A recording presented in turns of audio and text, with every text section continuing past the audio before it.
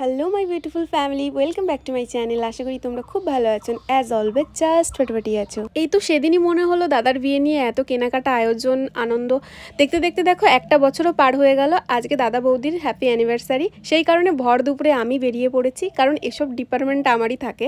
Cake থেকে শুরু করে ডেকোরেশন, ফুল, সমস্ত যাবতীয় যা যা লাগে সব কিছু নিয়ে আমি ভর দুপুরে বাড়ি ফিরলাম। আর এখানে দেখো বৌদি, কল্পনা, মা, কাকিমা, দিদি সবাই মিলে হাতে হাত লাগিয়ে কাজ করছে, কারণ আজকে বাড়িতে একটু রান্নাবান্না হবে, সবাই মিলে একটু আনন্দ করব। এইদিকে আমাদের বেচারা বৌদি গায়ে হয়েছিল কয়েকদিন আগে পক্স, সেই স্পটগুলো এখনও মোছেনি। বেচারা অনেক চেষ্টা করছে কিন্তু, তো বলছে পূজা আমায় ভিডিওতে নিও না। আমি বললাম আরে কোনো ব্যাপার না, আরে বাড়িতে হচ্ছে বিয়ে, আর গান বাজনা না হলে হয়? তো দাদাকে বলে, জেঠুকে বললাম তাদের বক্স নিয়ে আয়, নাহলে এনার্জি আসছে না। তো বক্স নিয়ে আসলো বিকালে, একদম ফুল স্পিডে গান চালিয়ে দিয়েছে। এখন সবাই ফুল এনার্জিতে এখন সবাই কাজবাজ করছে, এখন একটা আলাদাই আনন্দ। আর ওই যে দেখালাম, ওটা আমাদের বাড়ির ছোট পেচি, সব সময় পেছন লাগতেই থাকে। এখন ডেকোরেশন শুরু করে দিই, নাহলে আবার অনেক লেট হয়ে যাবে। একদম ভালো লাগে না আমার বেলুন ফোলাতে, কিন্তু কিছু করার নেই। কয়েকটা ফোলানোর পর মুখ হয়ে গেছে ব্যথা। তারপর দাদাদেরকে বললাম প্লিজ আমাকে একটু হেল্প কর, নাহলে আমি এই বেলুন এতগুলো ফোলাতে পারবো না। তো দাদারা সবাই মিলে আমাকে হেল্প করলো, বেলুনগুলো ফুলিয়ে দিল, আর আমি তাড়াতাড়ি ডেকোরেশনটা করে ফেললাম। কেমন হয়েছে জানিও কিন্তু। সন্ধ্যাবেলা বৌদিকে এখন রেডি করব। বৌদির তো একদমই ইচ্ছা নাই এবার বিবাহবার্ষিক করার, প্রথম বিবাহবার্ষিক, তবুও ইচ্ছা নাই, কারণ বৌদির বাবার শরীরটা ভালো নেই, তো সেই কারণে বৌদির মন মেজাজও ভালো নেই, স্বাভাবিক সেটা। কিন্তু বলতে পারো এক প্রকার জোর করেই সব কিছু হচ্ছে, যেহেতু একটু যাতে মনটা ভালো লাগে, একটু খুশি থাকে, সেই কারণে। তো এখন দাদা দোকান থেকে জাস্ট ফিরলো, আর দাদার হাতে বৌদি মেকআপ ধরিয়ে দিয়েছে যে এরকম ধরে দাঁড়াও তো। আমার ব্যাপারটা বেশ ভালো লাগলো, তো আমি আবার একটু ভিডিও করে নিয়েছি। দাদা জানেই না আমি ভিডিও করছি। যাই হোক, ফাইনালি বৌদিকে কেমন লাগছে সেটা তোমাদেরকে দেখাচ্ছি। এই যে ফাইনাল লুক কেমন লাগছে জানিও। বৌদি তো ভীষণ স্যাটিসফাই আমার কাছে মেকআপ করে, সুন্দর মেকআপ করে দিয়েছি, কিন্তু আমাকে এখনো পেমেন্টই করেনি গাইস। যাই হোক, মজা করলাম, এটা আমার তরফ থেকে গিফট ছিল। হ্যাঁ, তারপরে এখন বৌদি রেডি সাজুগুজু করে দাঁড়িয়েছে, আর বৌদি বলছিল বেশ মজা লাগছে জানো তো, কারণ রেডি হয়ে দাঁড়িয়েছি, সেই বিয়ের সময় যেরকম সবাই গিফট দিচ্ছিল আজকেও সবাই আমাকে গিফট দিচ্ছে। আমি বললাম হ্যাঁ খুব মজা তোমার। তো এই তো সবাই এখন গিফট দিচ্ছে। ভাই এদিকে ক্যামেরা নিয়ে এসেছিলো, তো বৌদি আর দাদার কিছু ছবি তোলে, সিঙ্গেল বৌদির কিছু ছবি তুলছিল। আর এদিকে দেখো কল্পনা বিয়ে বাড়িতে রেডি হয়ে একদম চলে এসছে।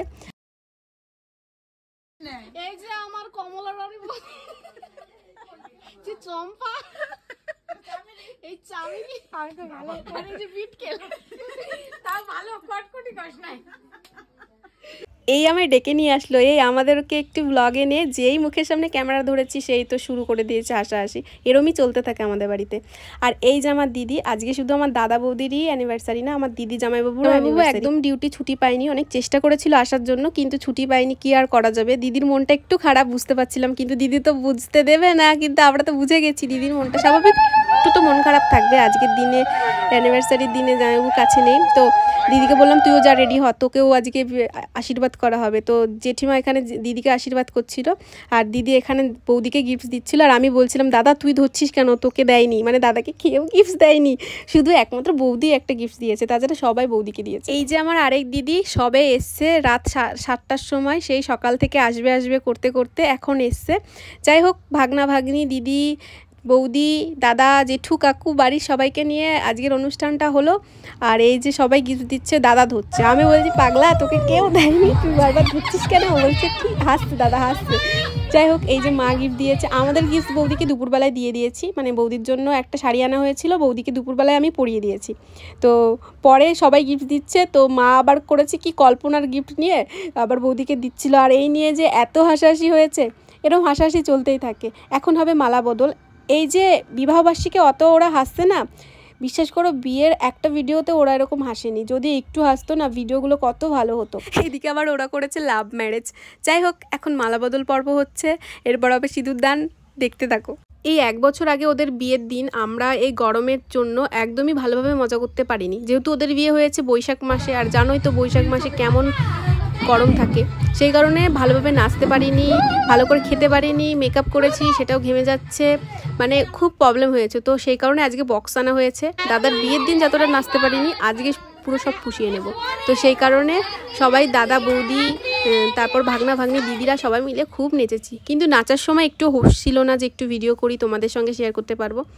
ভুলেই গেছি, কিন্তু খুব নিচে নিয়েছি। যাই হোক, এখন ওরা কেক কাটিং করে ওরা খাচ্ছিল। আমরা বললাম হ্যাঁ তোদের অনেক খাওয়া হয়েছে, এখন কেকটা আমাদেরকে দে, এখন আমরা খাবো।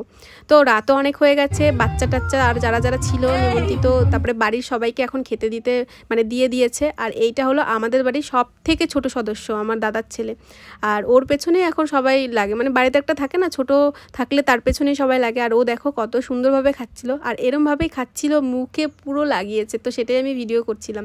তো আজকের ভিডিওটা এখানে এন্ড করছি। কিছু ভালো লাগলে ডু লাইক, কমেন্ট, সাবস্ক্রাইব করতে একদম ভুলো না। ফেসবুক থেকে দেখলে কিন্তু একটু টুং করে ফলো করে দিও।